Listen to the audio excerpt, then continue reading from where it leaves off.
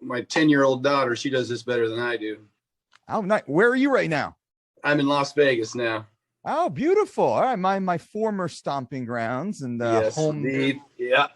Home team. So Las Vegas, that's full-time home for you, right? It is. Yep. All right. Right now. Well, I appreciate you being here on time, as always, no doubt, of course, the ever professional Stan Efferding. I have to be. I know how you roll. I get tired just watching how much work you do in a day. I get up, I watch everything you've accomplished, and then I have to take a nap.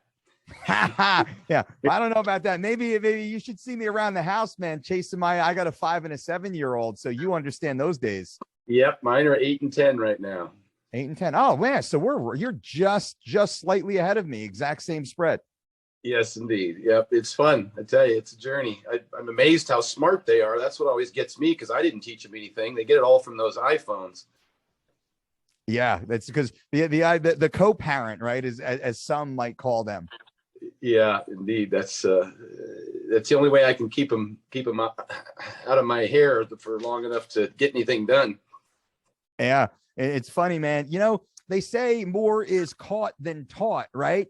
So we think about that in raising our kids. It's what we do that matters, not even so much what we tell them. It's but how we live our lives in front of them. Just as a parent, I'm very conscious of that. You know, I just had that conversation with my wife last night. We're talking about all the things we wanted to have our kids get involved in and how it was going to influence them. And they're already doing what we do. You know, we work out of the house, we train and exercise, we take our 10-minute walks, we eat healthy, and our kids are already doing the same thing that we do. And so we're just going to continue doing that. We're not going to worry too much about it. That's it, man. Well, I appreciate you being here, brother, and I'm conscious of your time, and thank you for sharing it with us once again. I think this is your 4th time now joining us on one of the versions of the podcast. And this is the newest version we call Mike Dolce Knows, in which I speak with thought leaders in sports, science, and entertainment. And of course, you cover all these areas. You have such a strong grasp on the science, but experience also. And I really want to dig into some of the philosophies, maybe outside of the macros per se. Proteins and carbs, chicken and rice, yeah. Hit versus list, sure. Progressive overload, continuous tension, fine. That's all cool and all, but I want to really have deeper conversations. So I recently spoke with Chris Bell, of course, you know, Chris Bell, Bigger, Stronger, Faster. Alan Aragon will be on soon. Dr. Bill Campbell, of course, Andy Galpin. Just spoke with Alwyn Cosgrove. Alan Cosgrove, who's amazing to speak to. Really had fun chat with him. Of course, you being on. So it's a different, got a lot of the UFC vets and former champions give a different perspective from current champions and up and comers, by the way, right? Yes, they do. That's where I'm at. Yeah. So with you briefly now, Stan Efferding, AKA Dirk Diggler. You know, I wasn't aware of that. That's the first time I've heard of it. But my wife might want to argue with that. she might be the one who wrote that in here on your bio. But Stan Efferding, of course, of The Vertical Diet and theverticaldiet.com, one of the top nationwide meal prep delivery services in demand amongst anyone who cares about the way they look, the way they feel, and what they put into their body. They're all going to theverticaldiet.com to make sure they have the highest quality food delivered to their door. Of course, StanEfferding.com to learn more about yourself. And we're going to get into more of that stuff as we kind of, float through this interview. But first, Stan, if we could just go back, I'd like to get a little bit of background. Where were you born? Where did you grow up? Born and raised Portland, Oregon, went to the University of Oregon in Eugene. I was actually there for 10 years. I was in school a long time. I got a degree in psychology, and I was a little bored by that. So I re-enrolled into the exercise science program and spent 2 years studying what I ended up figuring out that I loved doing. And I started training University of Oregon track and football athletes, worked in gyms, did personal training, and then had to try and actually find a career that made me money. And so I started working in real estate and telecommunications, and eventually started my own companies in both of those ventures, and have been fortunate to have done quite well. And then emerged on the other end getting back into competition and having Flex Wheeler and Mark Bell help me become a pro bodybuilder and a world record powerlifter. And then subsequent to that retirement from that, I've been able to pour full-time attention into helping other people, high school, collegiate, and professional athletes, as well as, Gen Pop, dad bods, and soccer moms all throughout the world through the vertical diet and those, really comprehensive program. And I'm just loving it. I've done 200 seminars in 12 countries in all 50 states in the last 4 years, and talked to tens of thousands of people. And I still, on a daily basis, communicate with, of course, clients as well as just followers, just sending me DMs. And I keep publishing, as much content as I have time to do, just to kind of help others learn the lessons that I had to learn the hard way. Well, it's interesting how our background in many ways is responsible for who we end up, but you get two individuals who live in the exact same house with the exact same circumstances, and they can end up completely differently. And I love to understand a little bit more about the background. So just very briefly, once again, what kind of kid were you growing up? What was home life like? And was mom and dad both in the house at the very early age, the primary years? Yeah, it was middle-class suburbia. My pops was a government worker. He wasn't wealthy per se, but we were certainly not in need. My mom was a housekeeper, or home mom, I guess you should say. My pops was an engineer, brilliant guy, a historian and Mensa. My sister ended up kind of following in those same footsteps, becoming valedictorian of her college, and then I was head of the critical care ward at Johns Hopkins, and somehow it skipped an age there. So I just dove into what I was really passionate about, and I spent most of my life studying, research that was pertaining to exercise science and nutrition. But it was, I was a skinny kid, played soccer, I played all the sports when I was little, but excelled in, as a varsity soccer and wrestling, and had scholarship for soccer in college. And but I was always really undersized. And the story behind that, is I talked about before, is I was working at 7-Eleven, and I'd go from junior high school over to, from the time I was 12 to the time I was 16, almost full time. And I was eating that food. I was eating the hot dogs and the pumped cheese on the nachos and the soda pop. And I just didn't grow. I was 16 years old, hadn't been through puberty yet, had delayed onset puberty. I wrestled 98 pounds as a freshman and sophomore. I was 106 as a junior, 115 as a senior. And I even got to college. I was only less than 140 pounds. And that little bit of growth spurt, I realized simply from going back to my uncle's farm one winter, and started eating steaks and potatoes and eggs and bacon and whole milk from the cow farm next door. And, we slept a lot. It was winter and dark a lot. And I actually did end up putting on 25 pounds in 6 months for the first time in my life. So I've been a real believer in those, those whole foods and that lifestyle ever since then. And so I've pursued that throughout my career, but I got sidetracked by the health recommendations, the chicken breast, tilapia, and rice cakes and broccoli diets, and it impaired my performance as a young athlete. And it wasn't until I realized that it was really important not just how much you feel yourself, but what kinds of foods, before I started really making progress. So when you put on that weight, you were 16 years old or so, you said, when you added the 25 pounds, you were coming out of high school into college, those formative puberty years? Yeah. And I had been eating crap food, and I got to where I started eating steaks and eggs and potatoes and milk every day in sufficient quantities. And my body responded by, I think delayed onset puberty has less to do with chronological age and more to do with your sleep and nutrition habits, so your body has the resources that it knows it needs to be able to progress. We see that in women who over restrict and end up with amenorrhea and a cessation of the menstrual period, and a host of other problems, anemia, hypothyroidism, and low bone mineral density, all those things. I think those over restricted diets, especially, I preach against this with wrestlers now in high school. I really have whatever conversations I can on a serious note with their fathers to stop chronically dieting and trying to hit these lower and lower weight classes. I think it impairs their growth. I agree. We deal with the exact same thing, and it's a constant conversation with the parents to allow the child to grow, to manage the weight for sure. Let's get them off the goldfish and the you know, whatever type of beverages, the Monster energy drinks that they have as kids, right? Let's get them on the steak and eggs style diet, the whole food diet, keep them active, and let them wrestle where they're naturally best at. You know, let's not restrict their weight. It's interesting to see. Now, as an aside, how do you feel? Do you probably do run into, even you with your resume, your pedigree, your background, and also the way you look?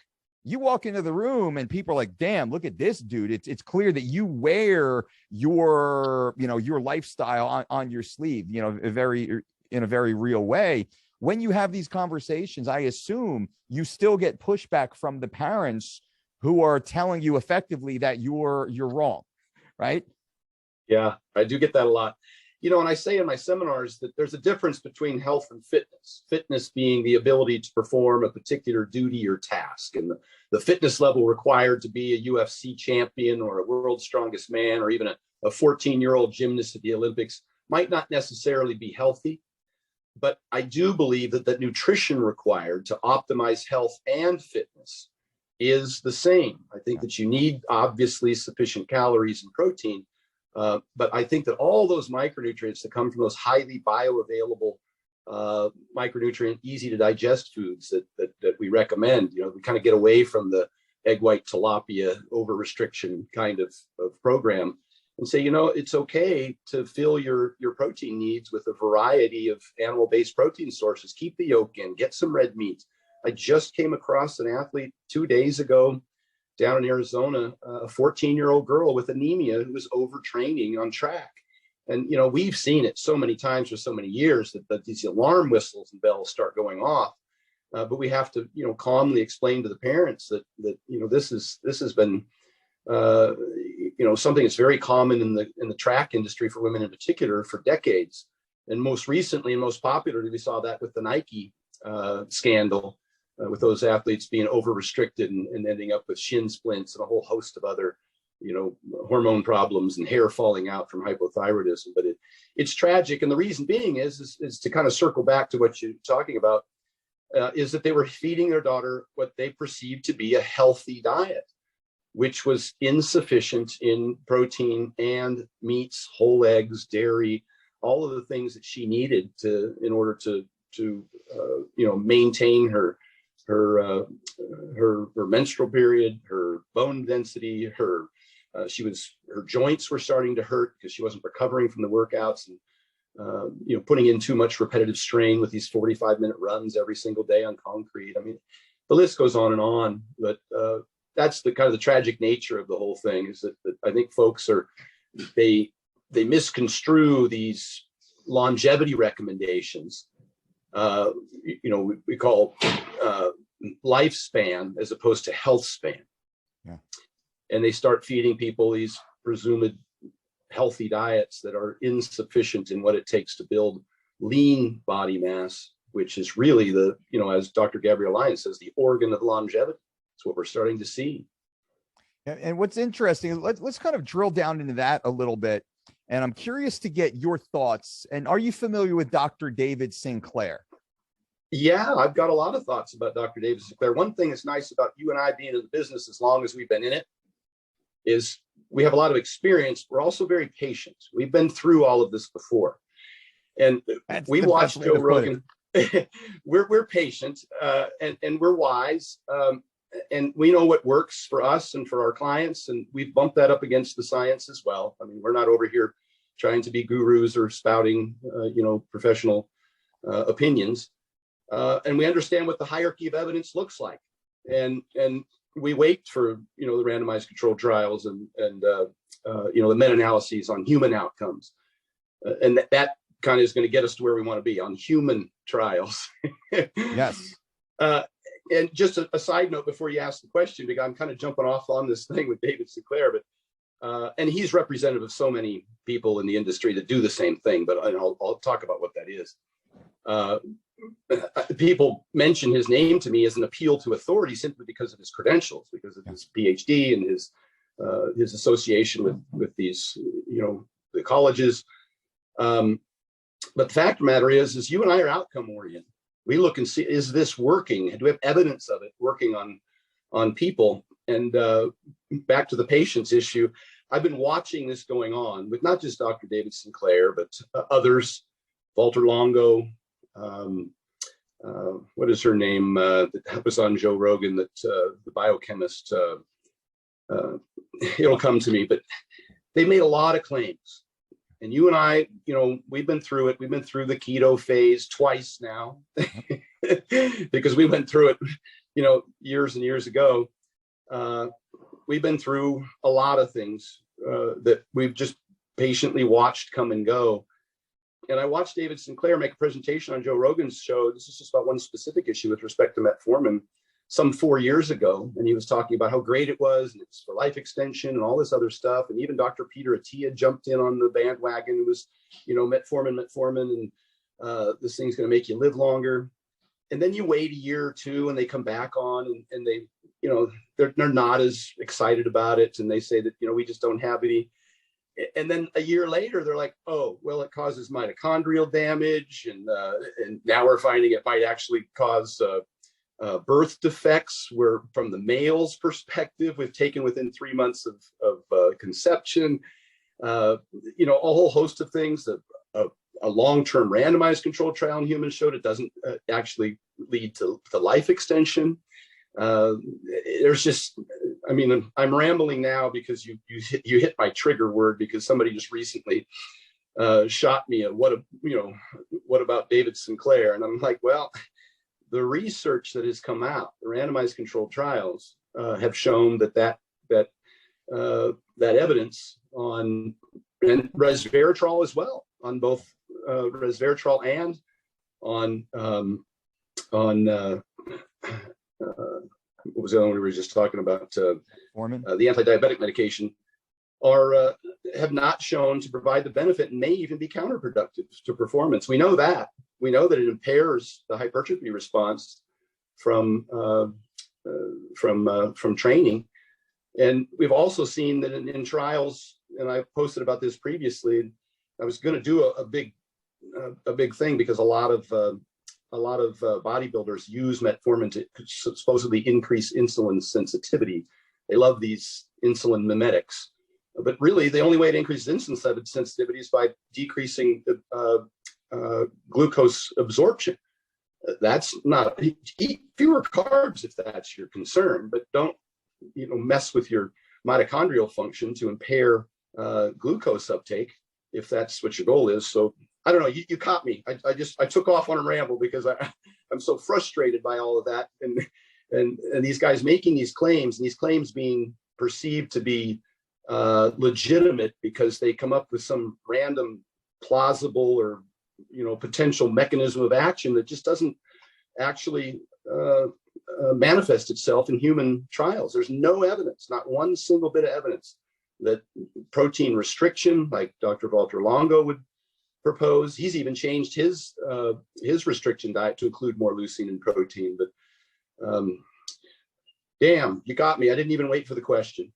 Well, but I think you covered much of my own challenges with their work and their public statements. And I want to be fair to them, and I'd love to speak with them individually. I know I've had a little bit of maybe like shadow conflict with Dr. Attia briefly when he came out. He was keto, 100% keto, pro keto. For 3 years, pissing on keto sticks and showing us the results. That's another one I was very patient with for 3 years. And then all of a sudden he's like, oh, I don't do keto anymore. Now, which is exactly what you and I effectively were saying 3 years ago. Like, hey, Pete, remember, we've been through this before. That doesn't work long-term. Yeah. Long-term outcomes will fail. Hey, Pete, remember, a traditional omnivorous meal plan, well-defined relative to the individual, your goals, medical history, being appropriately defined. This is ideal regardless of the outcome.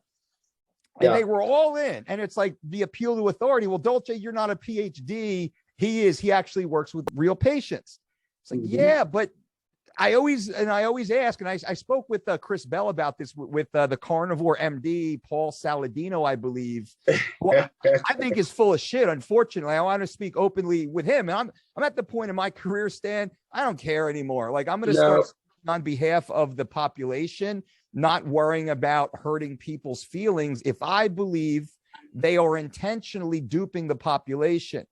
Right. So I'll talk about maybe Paul in a minute, but I wanted to get back to David because very specifically, Dr. Sinclair, to be fair, he's known as a fasting advocate, an intermittent fasting advocate in the eating circles. Of course, he talks about many of the pharmaceuticals or the nutraceuticals or the different exogenous formulations to extend life and longevity. But you said there's a health span, there's a lifespan.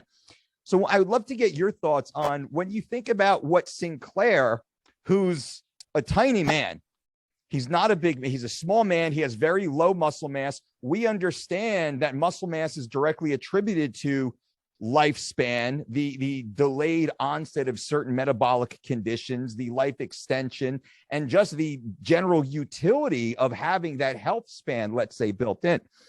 What Sinclair speaks about, what really gets me is, let me back up. He's done multiple shows in which his story has changed. He talks about he's, intermittent fast and he only eats one meal a day, but he wakes up and he has Greek yogurt for breakfast with the metformin and the resveratrol. But then he eats again a little snack and then he has like a soft lunch. But for dinner, he has no problem with a little piece of cheesecake and a little bit of alcohol at night. How is this a healthy man and a healthy longevity advocate? But he does stay away from red meat, he says. So he avoids red meat. He's very much plant-based. He says that he intermittent fast, while in fact he actually doesn't. This bothers me because the message is so unclear. And I wanted to see if you have any, because I know you probably follow his work and you hear the same interviews I do. What is your take on this from your perspective? Well, I mean, let's cast a wide net here first. And just so that I don't run the risk, like you said, you don't care if you piss people off.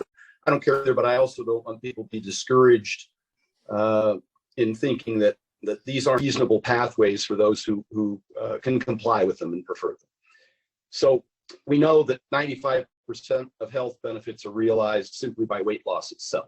I just posted another study recently that demonstrated that irrespective of diet, and as much as I hate to say that, because we know that compliance long-term and health in terms of micronutrient deficiencies, et cetera, are much better served by a whole food healthy diet, one that's actually higher in protein. A 30% protein diet was much more effective than a Mediterranean 18% diet for blood sugar control. So we're seeing all of these things, they keep coming full circle. Sufficient protein, highly satiable, high satiety whole foods, etc. Having said that, the weight loss itself seems to be the primary driver of improvement of health outcomes, at least initially. Certainly in a like a triage situation as an initial intervention for those people who are suffering from type 2 diabetes. We've even seen where liquid diets are the most superior as an initial intervention for type 2 diabetes. And I've never recommended liquid diet, but a shake in the morning and a shake for lunch and a sensible dinner, as much as we hate to admit it, has shown to have the most dramatic, immediate effects on weight loss and reduction in HA1C, blood pressure, and LDL lipids. So we have to acknowledge that, but that's not a long-term plan. That's some way to help somebody from not dying now. But the long-term plan, and then exercise, of course, cures a lot of sins. People would just get out and exercise more, and it causes a broad range. The zone 2 and a more high intensity as a course of their week, and then the weight training, of course, is critical for becoming a sink for glucose and helping you prevent type 2 diabetes long term. And as you mentioned, the health benefits of lean body mass, particularly as it pertains to cardiovascular fitness, because the more muscle you have, your cardiovascular fitness is determined by the demands of the muscle. That's how you utilize what is the most demanding of oxygen. People with sarcopenia have a really hard time elevating their heart rate because they don't have any muscle causing that demand, or don't move it with any significant loads or deliberate intent as far as exercise and utilizing muscles. It's the main reasons that people as they age start to have muscle wasting. But specific to his program, I just think he misses the big rocks. And what concerns me is when and I find this with I find this with myself, that when people are asking you for help, they do want to see if there's a gimmick, a hack, a quick fix, a pill like metformin, which, as I mentioned earlier, there's been studies showing that a 10-minute walk after meals is twice as effective as metformin for reversing and preventing type 2 diabetes. So I'm recommending the walks. But people tend to believe, and particularly when David Sinclair or somebody of his authority starts talking about things like metformin and resveratrol as having these extraordinary benefits, which, again, there is no human evidence long-term to suggest that either of these things works. And there's actually trials to suggest they don't. Then they'll depend on that. You'll see those 2 bottles appear on their countertop, along with, a dozen others that they've accumulated over the years because somebody said, just Dr. Oz said it extended your life or helped you with your health, and completely disregard the big rocks, and not get sufficient sleep, and not exercise on a daily basis and frequently, and not build lean body mass. And they think it's exercise in a bottle. And there's even been a study on a supplement, as you're aware, was it cardarine, I think, which was effective, but it's not exercise in a bottle, and it was causing cancer in mice. So everybody's looking for a quick fix, I think. And it really, at the end of the day, comes down to, being consistent and, I think, doing the work. And hormesis for physical hormesis, as opposed to the supplemental hormesis, which are things that are constantly lauded from, anti-nutrients from vegetables per se, and claiming they have anti-cancer benefits. I mean, those kinds of things that's really wishy-washy, and compared to just, get a sauna, go for a sprint, lift some weights. Those things are really where the magic is at. But it's work. It's simple, but it's not easy. That's the problem. You literally just finished that with exactly what I wanted to bring light to. Was Sinclair said very specifically, it is exposure to the extremes that seems to bring about these life-extending adaptations in the human. The easiest one for him, now I'm kind of summarizing, the easiest one for him is simply skipping meals and eating less. Although he is very clear to say, when asked, extreme heat and extreme cold have a very similar impact on reduced caloric intake, as well as short bursts of high intensity exercise. But he says he's too lazy to do that.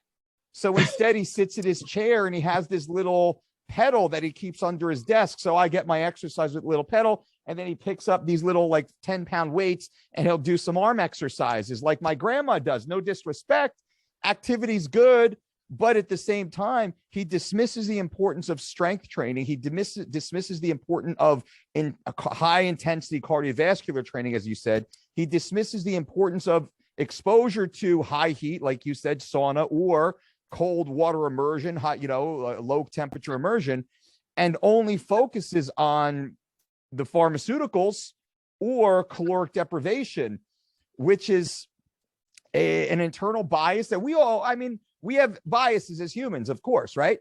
We all have biases, but go ahead. Not biased. We're correct, but we enjoy it. So it's really not terribly fair. Fair. That's, yeah. I make those recommendations to my clients. I would say I make those recommendations to my clients that these are the things that work the best. But if you don't enjoy them, I've always said the best exercise is the one you'll do. And then I try and find out, what do you enjoy doing? And can I somehow load that or increase its intensity so that you still enjoy it, but it's giving you the maximum benefit? Because we love to train. And I'm sorry if that's the best solution to longevity, not health span and lifespan, and we just happen to enjoy it. There's other things other people enjoy.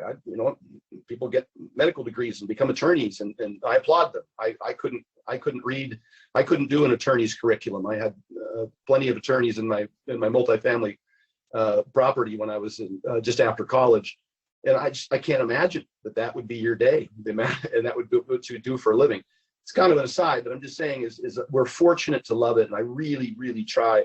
And I guess that was kind of step 2 of the big umbrella, with 95% of health benefits are realized strictly from weight loss itself.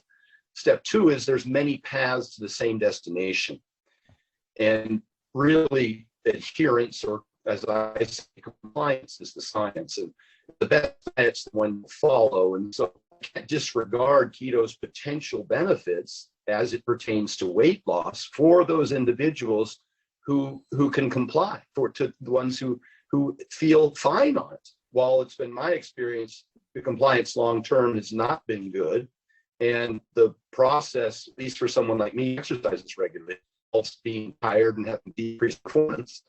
Not everybody experiences the same, and so I'm cautious to make sure I don't rule that out as an option, I should say.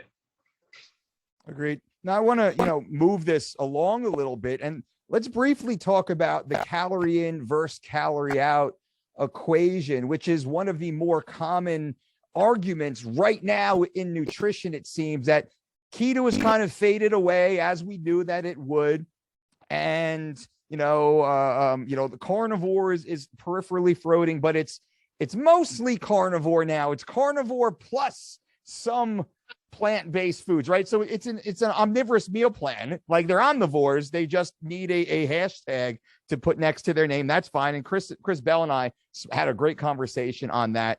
But now we hear a lot about, again, it's the CICO equation is coming back, which is very much if it fits your macros, right? Because now, in my opinion, carbohydrates have been reintroduced back into the general fitness conversation. There's a new need to differentiate and remarket. So here comes CICO once again, and I'm sure this will get split into another version of macro counting. If I can kind of look into my fad diet crystal ball, this is because we've gone as extreme as we can, in that let's maybe go back, a little bit further, where we had Zone.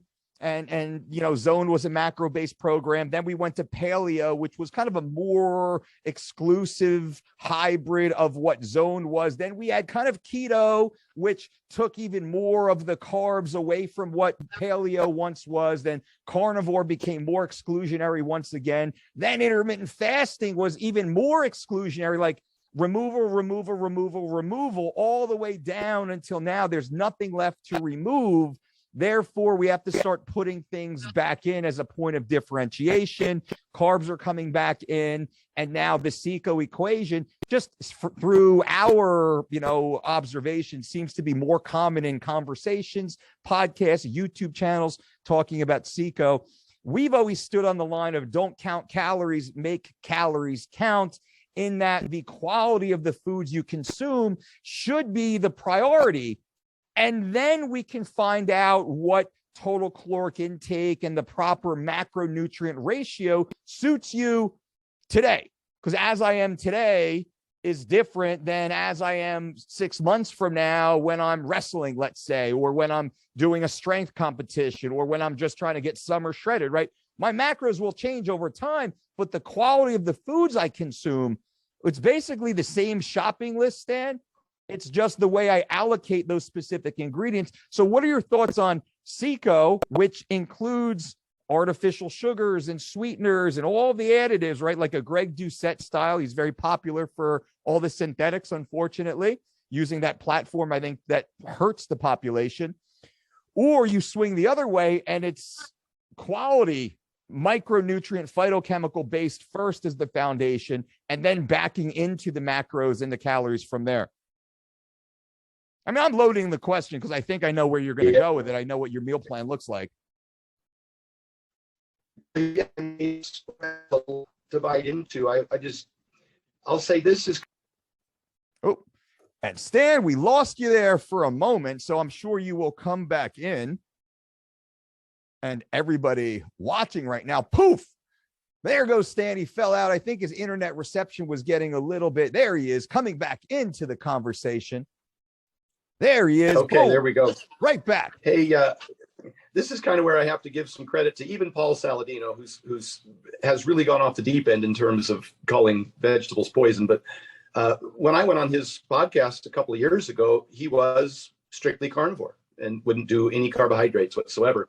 Yeah. And I talked about its importance for performance. I talked about a lot of the research with respect to glycogen, and the fact that there were plenty of carbohydrates that were easy to digest and had a lot of benefits, fruits in particular. And he wanted to improve his performance, and so he started incorporating fruits into his diet. Mike Mutzel did the same thing, and as you know, Mike he's still a big advocate of intermittent fasting, but he used to be almost exclusively keto, and now, especially around training, he started incorporating more carbohydrates because performance became more important to him over time. Peter Attia, same thing.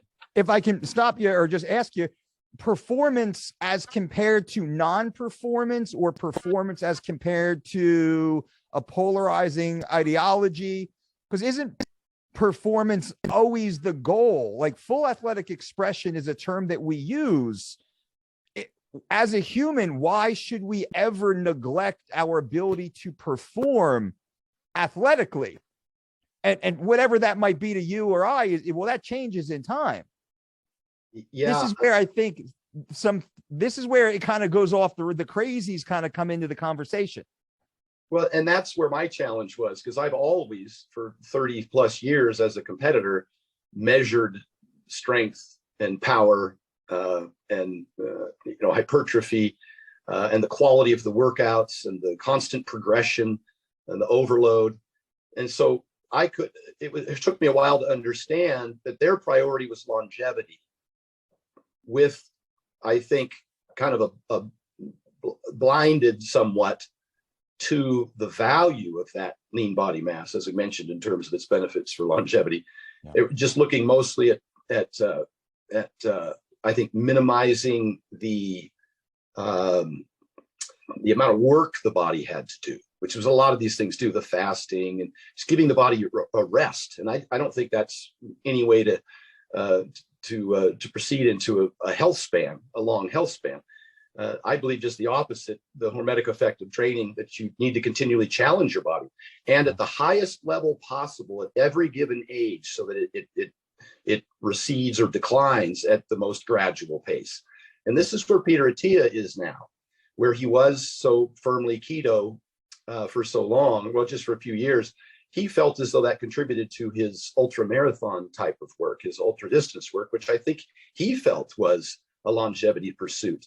And then he started to see some of the damage that's caused by overtraining, started talking to other medical professionals and endurance athletes, as we know, who get that enlarged, thin heart wall and start to have endothelial damage from excessive cardiovascular, they get excessive cardiovascular training. And even Dr. Peter Attia had some calcium score, as did some of the other ultra marathoners that he spoke to. They had some damage that resulted in a CAC score and he's 10 years younger than me, or not quite, but so, and a lot of these guys are younger than me, which, kind of helped me to understand that at some point, when the performance, or they felt as though the muscle was more important, or the performance of each workout, now they're all really training harder, lifting heavier, trying to build more muscle and strength as a priority.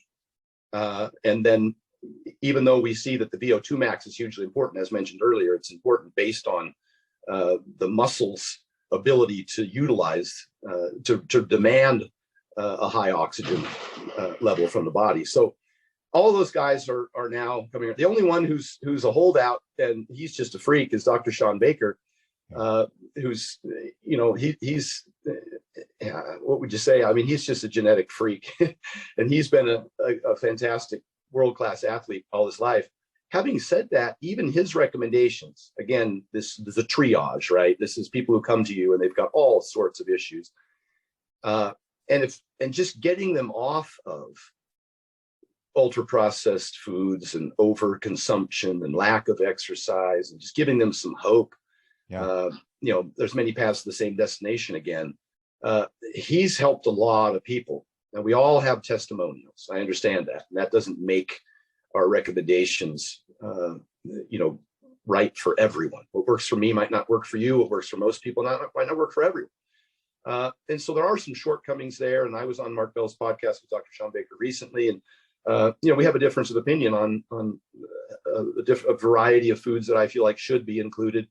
It hasn't impacted his performance per se. And he does have, lots and lots of great testimonials from people who I think primarily have realized weight loss and and probably were more susceptible to a host of different digestive problems, IBS, IBD, Crohn's, those kinds of things, in which case an elimination diet is warranted. It's recommended by all professionals when you have digestive distress and IBS. And the low FODMAP menu, which is something that I commonly refer people to, is one of the most researched and most effective elimination diet. Of course, they highly recommend or suggest that you reintroduce, but I would just recommend that if folks have digestive issues, that they do start to cut some things out of their diet. But the problem is the calorie deficit by itself, a chronic calorie deficit, can create digestive issues. So it's kind of a challenge, but I don't know if I fell too far away from the original question. We were on keto, calories in, calories out. And yes, I believe that 95% of health benefits are realized just from weight loss itself, and that all of these diets, keto diet, eliminating an entire food group, an intermittent fasting diet, eliminating an entire meal, even a paleo diet, which I think the reasons for the paleo diet are nonsense, but the recommendations of eating whole foods were pretty reasonable. That's I think that's a good way to go. Even Whole30, people get all uptight about the recommendations to eat whole foods because it's not always available in terms of cost and convenience to the the entire population. Now you're talking about socioeconomic issues and food deserts, and this thing could go on and on. But originally, I think the reason that I started talking about the vertical diet, or at least those foods that I recommend, is because even back in the late 80s, 1989, 1990, 91, I was training a lot of women for competition. And I already saw what egg whites and tilapia and broccoli and protein powders would do to their health. And, the dry skin, hair, and nails, the decrease in performance, the loss of muscle tissue, the hypothyroidism, the anemia, the bone mineral density loss, the cessation of the menstrual period, amenorrhea. I saw all of those things happening real time. But it was kind of isolated to that industry at the time. And then fast forward 30 years and we get the internet and an explosion of the health industry. And then all of the general population people, the soccer moms, start seeing these girls on stage in the best shape of their life, with air quotes, the best shape of their life, and don't realize they're suffering from all those problems, that they're in a really tragic place. And so my original recommendations were supposed to be more inclusive, not restrictive. And we're supposed to address some of the common problems I saw with the athletes that I worked with. The vast majority did have digestive issues, both on the dieting end and on the bulking end, with all of our strong men and powerlifters and even the offensive linemen in football had a host of different digestive problems and high blood pressure and metabolic syndrome and liver damage and stuff like that. So I purposely tried to have a more inclusive diet. But then in terms of compliance, we'll say on the restrictive side, if you're only going to eat 1,600 calories a day to lose weight, those had better be the most nutrient dense calories on the planet, because you need 4,700 milligrams of potassium, and you need 1,000 milligrams of calcium, and you need adequate biotin, and you need sufficient iron. And it's going to be really hard to get that if you're on if it fits your macros. I've always said if it fits your macros does not fit your micros. And the more of these substitutions that you make, Pop-Tarts or what have you, the less opportunity there is for you to put in a more nutrient dense food. And then you'll start suffering from those nutrient deficiencies, which you and I have seen with with a lot of these chronic dieters. So yeah, calories are king, but that's a really short-term vision, and compliance becomes a huge issue. I know people are like, well, if you tell somebody to restrict certain foods, they might get an eating disorder. Well, isn't overeating an eating disorder? Yes. And so, some people who start dieting might get an eating disorder. Well, they had an eating disorder. And my mom was an alcoholic her whole life and a drug addict.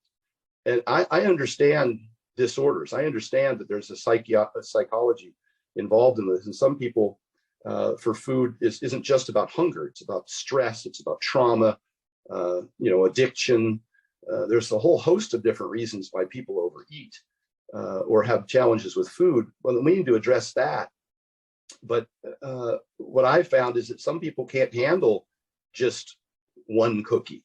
They eat the whole box. They can't handle, what's the advertisement for Pringles? Once you pop, you can't stop. Yep.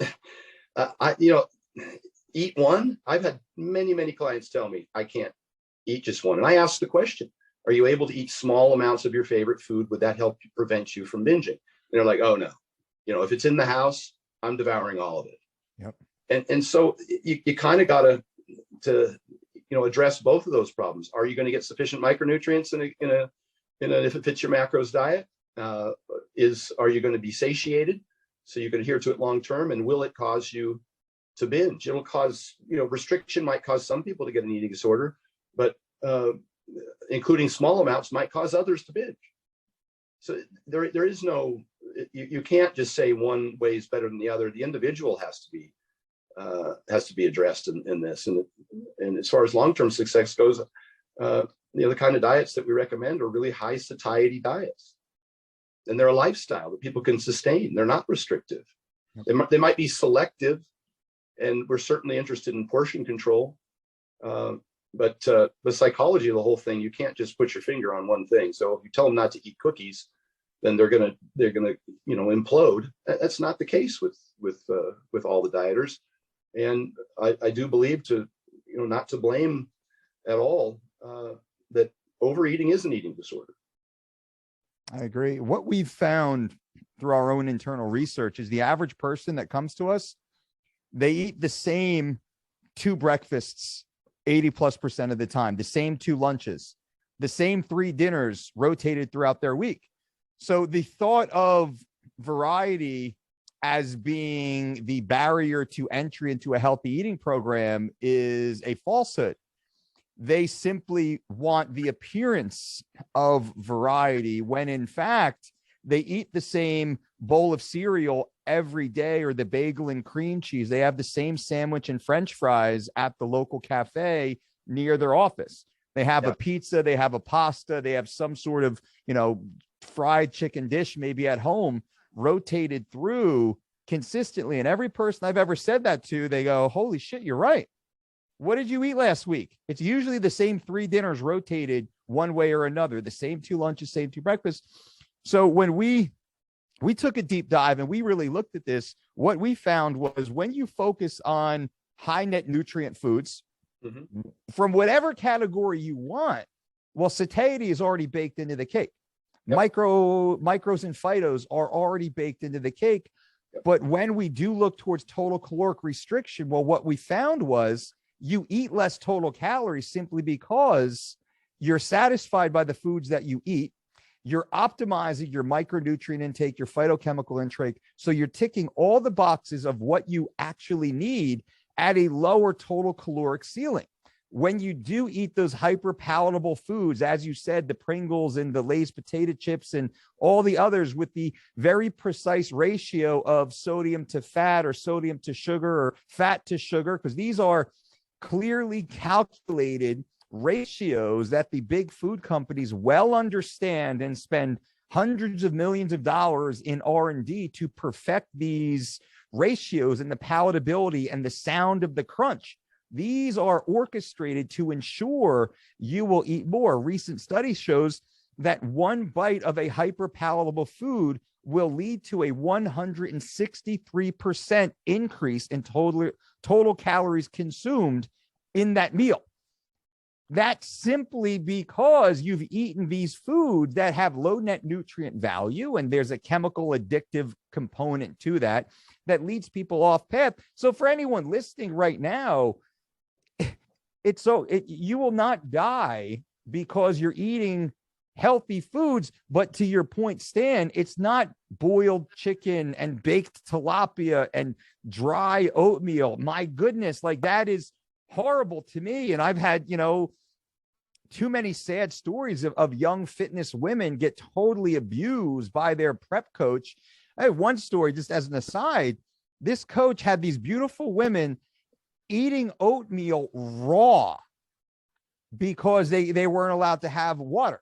So they were chewing on dry, and this is like 3 weeks out from competition, by the way. They were holding too much water 3 weeks out. They weren't allowed. They have to eat it raw with like egg whites, or they could like mix it into the egg whites and try and, chalk it down that way. They call us crying for us to like come in and fix it. We're not a bodybuilding prep company. We're just, health and wellness.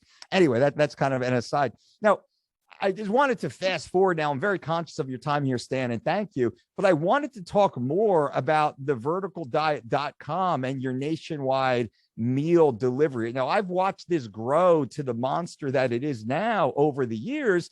And I remember sitting in my office in Vegas in our studio where you were first discussing the vertical diet and your thoughts behind it. Now we see the vertical diet for what it is coming to full fruition from your vision.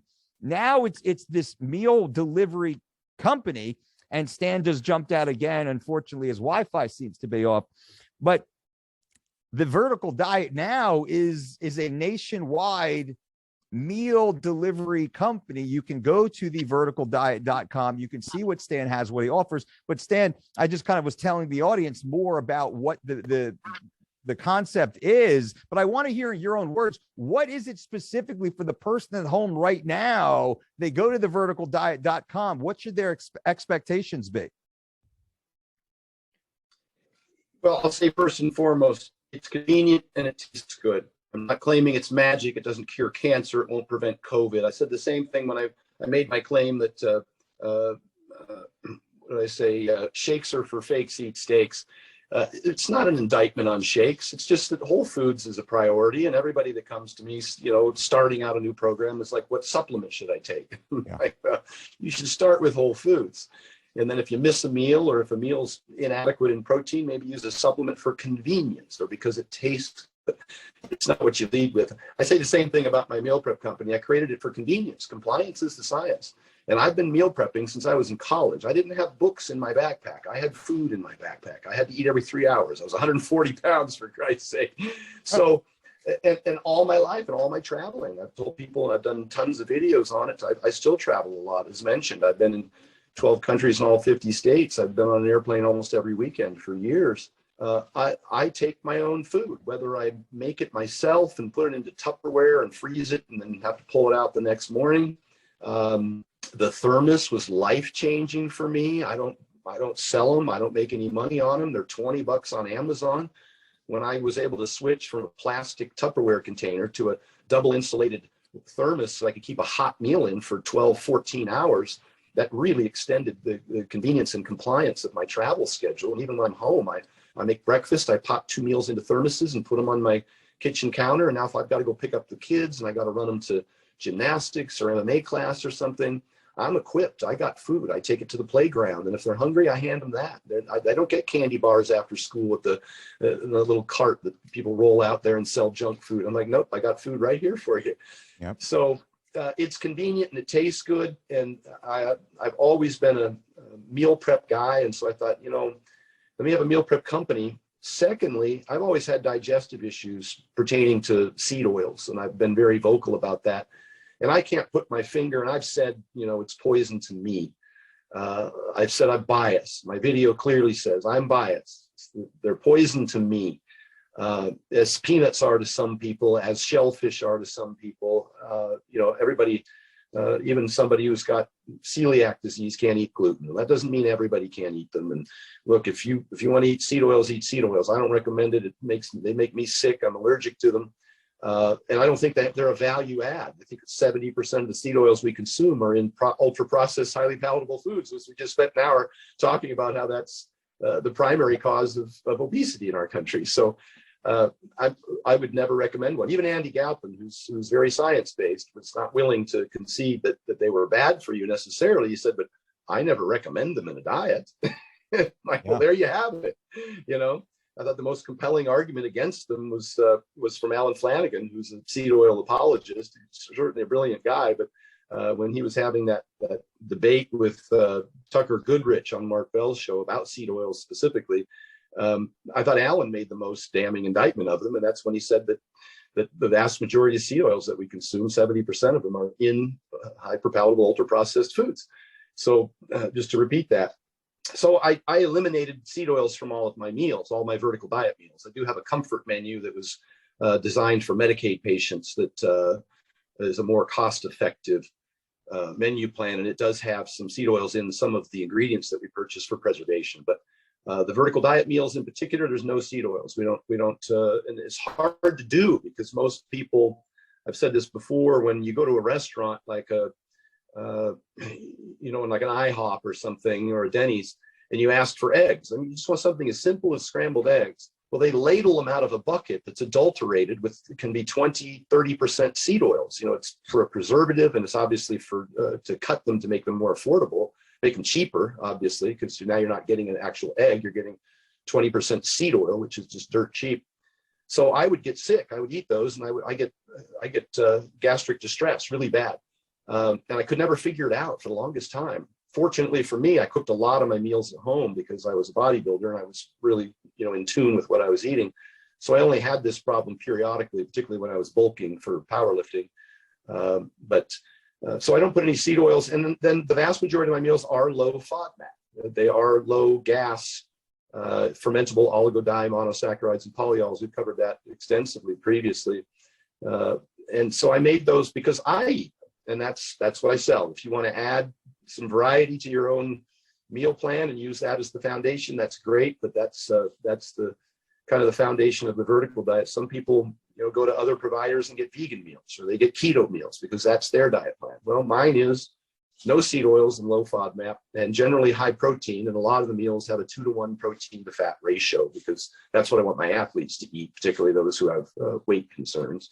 And that's kind of how I orchestrated that meal plan. And it's, how many delivery dates do you have a week? Is it once a week, twice a week?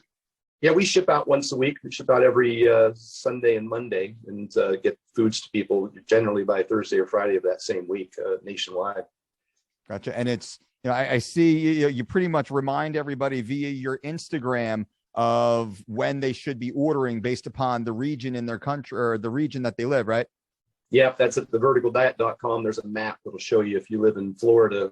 We ship out of Idaho, so obviously we got to get your order in a little sooner by Sunday morning. And if you're in the western half of the hemisphere, get your order in by Monday morning. We can still get it to you the same week. Gotcha. Continental U.S., you don't cross the border into Canada. That's impossible right now, right? No, we tried, but they put huge tariffs on the food, so it just became cost prohibitive for the customer, unfortunately. But I produce a lot of video content showing you how to make meals yourself. I provide a book, what you call it, a cookbook that has all the ingredients in it if you want to cook it yourself. Again, it's convenient, it tastes good. I have to laugh when people complain about the cost of a meal prep and be like, I can make that cheaper myself. It's like, yeah, no shit. You can mow your lawn cheaper yourself too, and pick up your dog shit and clean your house, but you hire somebody to do it for convenience. I don't see you in there at Chipotle screaming at the lady behind the counter because you can make beans and a burrito at home for half the price. But it's maddening, some of the things that people barf out on the internet. Oh man, it's so true. It's like on the internet, most people, they're just looking for a reason to be a contrarian. No matter what you say, they want to take that contrarian view. I think it's just for attention. They really just need hugs. You should start a home delivery hug company, maybe. I think that'd be very popular. Yeah. And then when you post some peer-reviewed published research on it, then they go back to some anecdote that they have. Well, it worked for me. Of course. Back to the hierarchy of evidence, my friend. Of course. Well, Stan, brother, I really appreciate you being here, man. Thank you so much for the time. We're at 4:00 right now, East Coast time. I said 60 minutes, and we're right on the nose here. Everyone should be following you absolutely on Instagram at Stan Efferding, also on YouTube, Stan Efferding. I mean, really, everyone should type in Stan Efferding on YouTube because you are everywhere. You've done every major show. You're all over the place. You have such great content, context, conversations. Recently you did Impact Theory, I think with Tom Ballou, who was just awesome. I mean, I don't know, you're probably over 500,000 views already on that one. That surge every day I open up, it's a picture of Stan just telling us how to, you know, build muscle, get bigger, and you know, probably like multiple videos a day I see of yours always pop up on the variety of channels. So thank you, brother, again for being here, and just keep kicking ass, man, spreading the word. Yeah, thank you, brother. And look, I don't claim to be a guru and be right about everything. It's been a long learning process for me. I've been wrong about stuff. I've changed my position on a lot of things, but not extremely so. You told the story about how every time you come across your keto zealots and you end up going to dinner with them, they're sucking down carbs and claiming it's a cheat night. But you know, for the most part, we've had the same message for a long time. I wrote articles 10 years ago that are still very close to the same macros and types of foods that I recommend today from over 20 years of prior experience in eating and researching. So, but I do learn a lot, and I can't, you know, I've said a lot of things tonight about a lot of really smart people from whom I've learned things from, but I don't agree with everything they say. I don't expect everybody to agree with everything I say. Question everything, try it yourself. You know, look into the research. I just got my CSCS a couple of years ago after having done exercise science in 1989. So I'm updating my information. I've attended many different seminars. I watch all of your content. I've watched hundreds of hours of tons of people's content. I subscribe to Alan Oregon's newsletter. I subscribe to Mass Research Review. I went to Barbell Medicine's, what was that? They had their seminar. I went recently to Pat Davidson's, who's a really interesting, really smart new guy in the kind of recently exposed guy in the industry. There's lots of great information out there that we never had all these many years ago. You know, love him or hate him, I watched Lane Norton's stuff too. You know, there's something to be had from everybody, irrespective of whether you agree with their message or the messenger. And I just encourage people to keep learning and keep trying and keep getting better.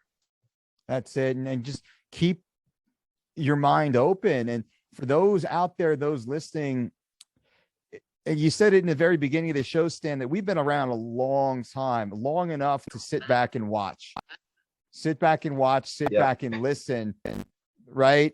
And so much comes by so quick that the shiny object syndrome, fitness and nutrition and fitness, we'll just use the fitness term, is one of the most prevalent areas that people want that shiny object to be true. But it is a mirage. Nothing beats the test of time. It's not like humans haven't been here, you know, effectively since the dawn of time, of human evolution. We have a pretty good idea of what works and what doesn't. And it's not going to be something new. There's nothing new from a nutritional perspective, right? So if you really distill that down into very simple evergreen principles, it's clear and obvious of what the average person should be doing. 90% of their nutrition philosophy should be pretty simple and basic. And then you can do a bodybuilding competition or a mixed martial arts fight or a marathon or a powerlifting meet. To me, that's the last 10%. A little specificity in our training and our lifestyle. We can peak out for something, but the base is micro-based. Micronutrients, phytochemicals. We are cellular organisms. Let's start there, and then we can slowly build out on that foundation. And from that perspective, boy, it's pretty easy. It really is pretty easy. And you had said something. I remember as a kid, Dan Duchesne's Body Opus. Yes. That was keto, man. Yep. So how many times, and Dr. Mauro Di Pasquale, right? You know, the metabolic diet, and, you know, and then, you know, we have the Atkins diet. So how many different times have we seen in our own lifetime, let's say, in training history? And how many times have we tried each of these things? Every time. Every time. Every time, except this last phase of keto. I was like, I've been there. I've done that. I know that. You and I could write an amazing keto book right now that would crush. but it wouldn't be true. No, You know, and and that's always the thing. You hit the nail on the head. The shiny object thing. It takes me 10 minutes to describe everything you should do, and then 2 hours to battle all of the nonsense that people are going to, the questions they're going to ask you. I wrote an article called, it was a 99, you don't grow in the gym, where I talk about the 99% rule. And I wrote that article almost 10 years ago. And everything I say today is still the same. The article, like the first 2 paragraphs, will tell you everything you need to know. And the entire rest of the article is dispelling all of the myths and rumors and shiny objects that people want to toss at your recommendations. And I find that even at the highest levels, I've worked with John Jones since last year. And he, like a lot of professional athletes, are constantly watching what everybody else is doing and asking, what are they doing? What are they doing? And I just went down and spent the weekend at Henry Cejudo's camp talking to their coaches. It's one of the best up and coming fight camps in the world, full of some world-class coaches and athletes. And same thing, they're asking me questions about things that you and I already know are completely worthless for their program, but they're convinced that because so-and-so is doing it.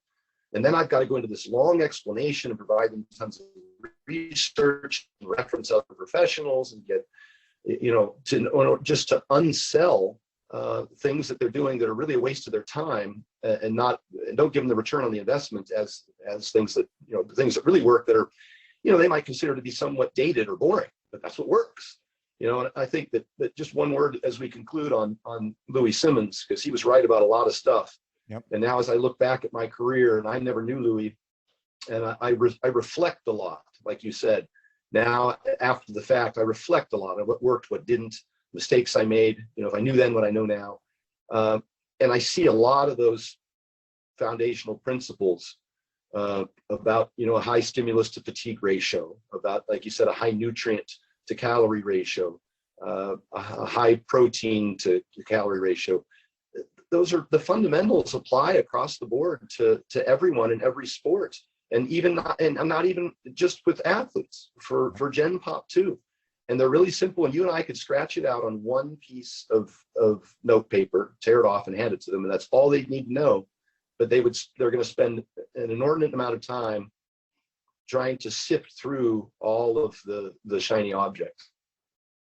That's so true. It's funny that what you do and what I do in our daily life is so simple. It would be the most boring movie ever, like distilled down into a bar napkin. This is what I do. Yes. Here's the principles. Here's how here's the action steps. There you go. But man, you said such a good point. I never saw it that way. Most of your time is spent dispelling all of the myths out there, because what works is so small, right? It's just a few basic principles that if everyone followed, there'd be relatively no obesity. Many of the lifestyle related illnesses and diseases would basically fade away, be reversed to a very large degree, and in a generation be nearly eradicated if people simply did these few basic small things. But damn, marketing is so good. Yeah, and that's not to say that everybody has the same deck of cards. It's easier for you and I, there's no question. We talked about socioeconomic issues. We talked about stress and trauma. Yep. Those are huge hurdles to overcome, but there's psychological issues, or maybe environmental or even political science issues, as opposed to like you said, they don't change the bar napkin. It's a completely different intervention. A psychiatrist, or a change in the political environment, but it doesn't change the bar napkin. Or what you need to do is just whether or not that is something that you're financially and emotionally and physically capable of accomplishing becomes a different question. Absolutely, brother. I love it, man. We could go on and on and on. I'm going to let you go here. Stan, thank you so much. I appreciate it. Everyone, make sure you check out Stan Efferding everywhere and anywhere you want to learn about better health, better fitness, getting bigger, stronger, faster, leaner, and happier. Definitely check out Stan Efferding and theverticaldiet.com. Until next time, boom. Thank you, brother.